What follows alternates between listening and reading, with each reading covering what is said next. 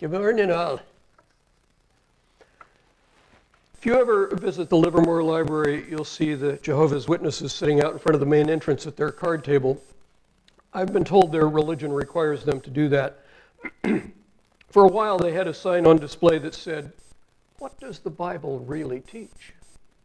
At first, I thought maybe I should set up my own card table with a sign saying, "What does Darwin really teach?"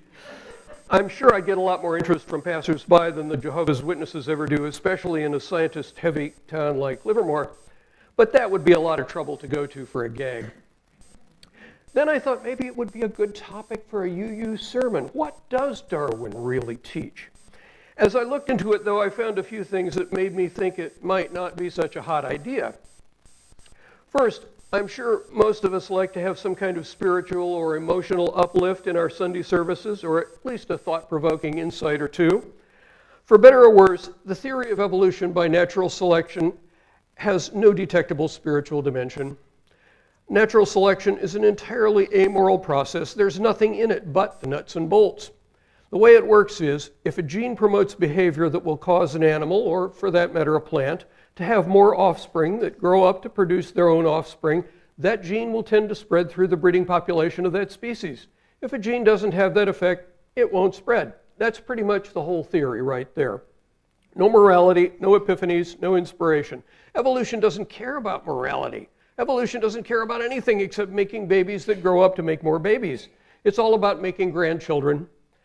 If you find it spiritually fulfilling to gaze upon your grandchildren from an evolutionary standpoint, that's as good as it gets. Also, we need to be clear, evolution is not about progress. It's tempting to think that evolution has led over time to more and more brain power, culminating in the wonderful brain power of the human species. But in truth, the ants and the aardvarks and the angiosperms have been evolving for just as long as our species has. Evolution does not have a preferred direction, not size, not beauty, and certainly not brains. All of the human attributes that we cherish, the tendency to care for one another being perhaps a prime example, are traceable back to an advantage that those attributes provided among our ancestors. Our instinct to care for one another exists because our ancestors lived in small social groups. Most of the people to whom you might be able to lend a helping hand would share many of your genes. By helping them, you would increase the likelihood that large numbers of your genes would be passed on to the next generation. Even if you weren't genetically a close relative of someone you were helping, in a small social group, there's an expectation of reciprocity. Today I help you, next week maybe you'll help me. If that payoff wasn't there, the genes that encourage reciprocity wouldn't have flourished.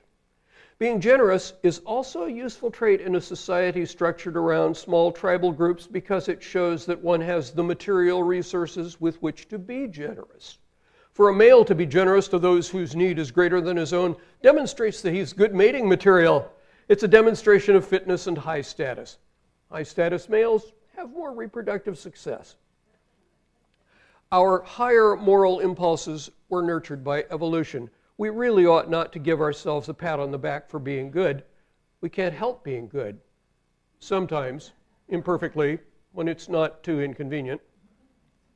The second problem with talking about evolution in a Sunday service is simply stated, evolution by natural selection requires death. Lots and lots of death.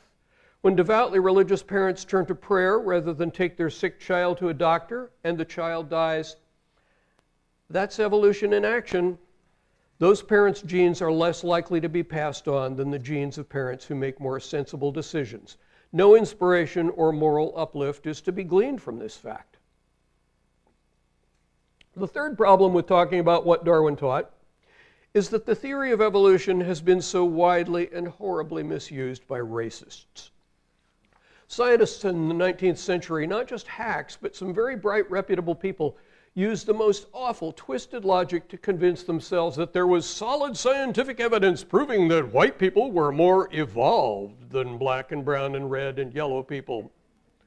It was a travesty and a tragedy, and it went on for decades. Today, this barbaric distortion has fallen into disrepute in academic circles, except when it's heavily disguised. But there are a lot of white trash yokels out there in the hills who still would like to believe it. Nonetheless, If we dig a little deeper, we may discover that there's a positive value, an enlightened spiritual value, if you like, tucked away in the theory of evolution by natural selection. The positive value is this: Darwin helped us understand our place in the universe. This is a large and important thing. It didn't begin with Darwin, though. It began with an Italian sailor whose name in the dialect of Genoa, where he was born, was Cristoforo Colombo. He's better known today as Christopher Columbus. During the Middle Ages, you see, Europe was a rather backward place intellectually, thanks in no small part to the endless ministrations of the Catholic Church. In universities in Europe, it was taught that when properly interpreted, the works of the ancients, specifically Aristotle and the Bible, explained everything that needed to be known about the world. God had given these authors special knowledge, and the role of modern thinkers was limited to understanding what the ancients had written and passing this wisdom on to the next generation. As you might imagine, the amount of intellectual progress that could be expected in such an environment was rather limited. But then Columbus sailed the ocean blue, and he discovered 2 whole new continents, complete with their own cities and diverse peoples, also some interesting and useful vegetables, and there wasn't a word about the New World anywhere in Aristotle or the Bible. This produced a slow-moving but profound intellectual crisis. For the first time in centuries, it became necessary for educated people to think for themselves, to investigate the claims that were made about the world rather than just accept what they were taught. What they had been taught was, if not clearly wrong, at least demonstrably inadequate. Other things were going on at the time. Gutenberg had started his presses rolling in 1450, and literacy and knowledge started flowing into places where they hadn't been seen before. In 1517, Martin Luther broke from the Catholic Church, a change that gradually weakened its grip on intellectual discourse. And of course, the gold and silver that the conquistadors brought back from Mexico and Peru made it clear that you could get rich making new discoveries. Over the course of the 500 years since Columbus's voyages, science has again and again broadened our view of the world we live in. This is the context in which Darwin's work takes its place. In 1543, Copernicus concluded that the Earth was not the center of the universe, that instead it revolved around the sun. This was heresy, and the Catholic Church sternly resisted it. In 1610, Galileo used a telescope to discover the larger moons of Jupiter. Galileo was wrong about some other things, such as the cause of ocean tides, but he was right to support Copernicus, and it got him in trouble with the Inquisition, whom nobody had expected. According to the story, after being forced by the Inquisition to recant his statements that the Earth was not the fixed center of the universe, Galileo muttered, "Eppur si muove." In English, but still, it moves. He was right, and ever since, metaphorically, it has been moving faster and faster. Skipping lightly forward, in 1924, Edwin Hubble published proof that those distant smudges of light faintly visible through telescopes were not clouds of gas in our own galaxy, but entirely separate galaxies. The known universe suddenly got a whole lot bigger. The importance of Darwin's theory in this context is that he showed that humans are simply animals, different from other animals only in a few details. Important details, perhaps, at least to us, but the theory of evolution placed the human species in an entirely new and much broader context, exactly as Galileo's discoveries had done and as Hubble's would soon do. The world got bigger. There's a lot more to the history of science than this. We could talk about the discovery that diseases are caused by microbes rather than by evil spirits, or about Sigmund Freud's revolutionary idea that our own minds sometimes hide important things from us in our unconscious. We could talk about the discoveries of plate tectonics, an entirely new field that didn't exist when I was in high school. The study of plate tectonics has revealed that the great land masses of the surface of the Earth are constantly moving. Eppur si muove. And I haven't even mentioned Einstein. What does Darwin really teach? He teaches humility. In company with so many other scientists, he teaches us that the world is very much larger and more complex than our ancestors ever imagined. He teaches us how little we know of our own past or of our own inner workings. The lesson in humility doesn't end there. We humans are fond of imagining that we're capable of great things, that we have vast potential. But in truth, we don't. We have only the potential that our imperfect, struggling ancestors bequeathed us by surviving long enough to breed. Our ancestors spent 1 million years, maybe 2 million, banging rocks together. We got good at that, but we're not good at much else. Without Darwin's insight into how species develop, we wouldn't know that about ourselves. We'd still be dreaming that we're saints or angels. Darwin teaches us that we need to think very carefully about the things we think we know, the things we would prefer to view as certainties. So many of the certainties of former centuries have proved to be wrong. We dare not be too confident about our own certainties. For 50 or 100 years before Darwin published On the Origin of Species in 1859, it had been clear to fossil hunters, those curiosity-driven discoverers whom today we call paleontologists, that other species of animals and plants had existed at one time but no longer did. Church authorities were still insisting that those species had perished in the biblical flood. And really, at the time, that seemed a reasonable enough theory. How else had sea creatures gotten up to the tops of mountains? Species were thought to be God-given and therefore unchanging.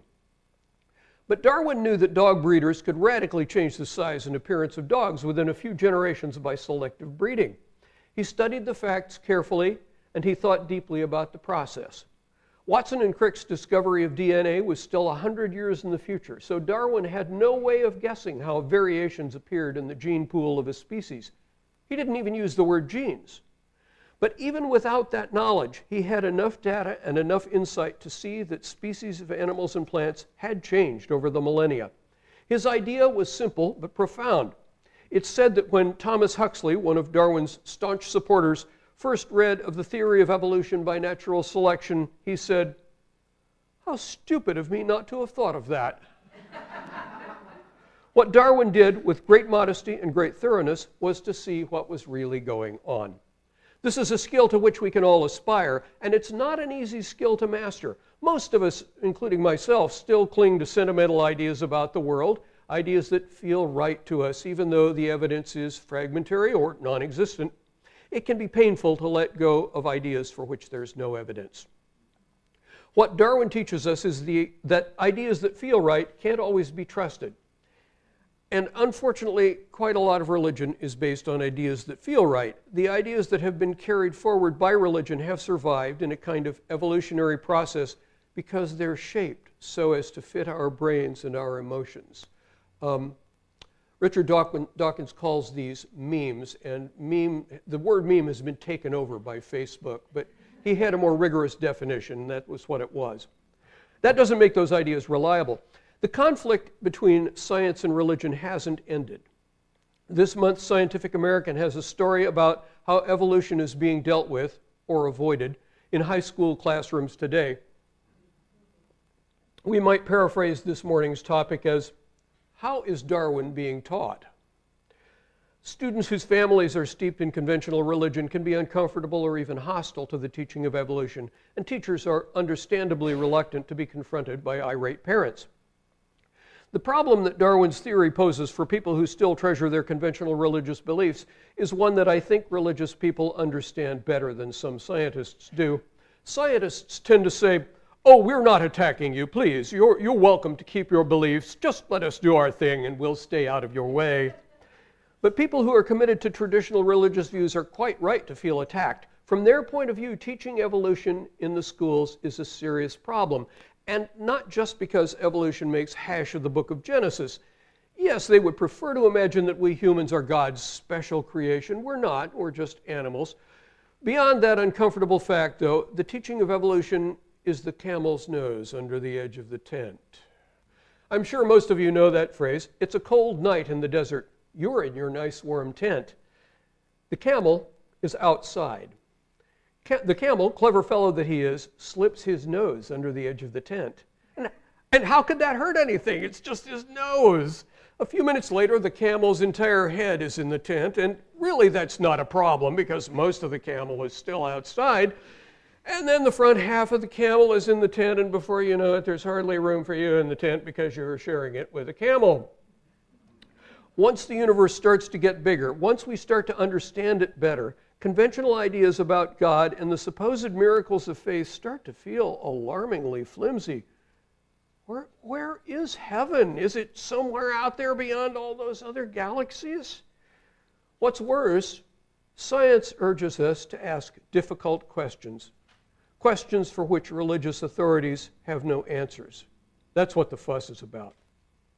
A few years ago, a well-known paleontologist and popular science writer named Stephen Jay Gould tried to extricate religion from the clutches of science by proposing what he called the theory of non-overlapping magisteria. Gould's idea was that science can properly investigate the physical world in all its glory, but that science does not concern itself with morality or philosophy.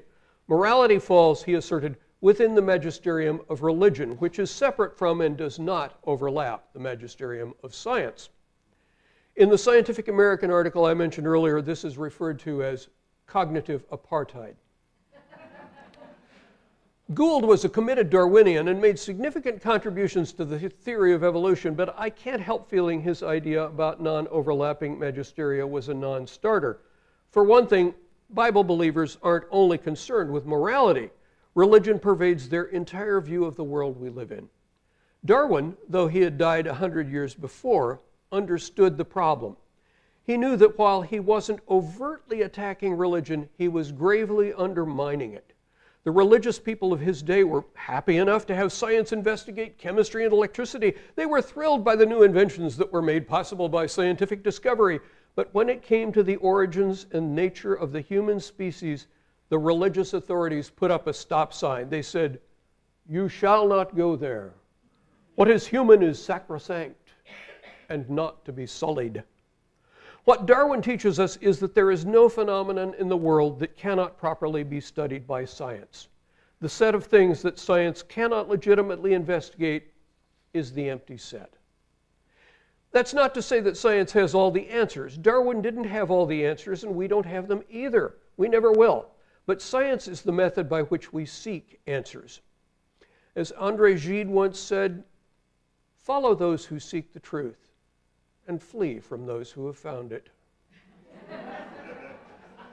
Science does find quite a lot of truth, of course. Sadly, millions of people are still trying to dismiss evolution as only a theory. Their contortions would be quaint if they didn't exert so much influence on children's education, but science education is a topic for another time. What does Darwin really teach? He teaches us who we are and where we are. The concept of the web of life, the interrelatedness of all things, is an important part of Unitarian Universalism. Unlike some denominations, ours has set aside the old notion that humans are somehow set apart from or elevated above the rest of life.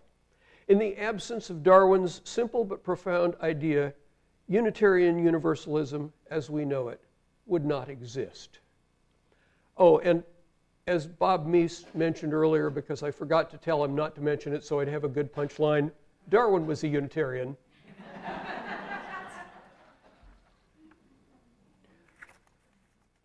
And next.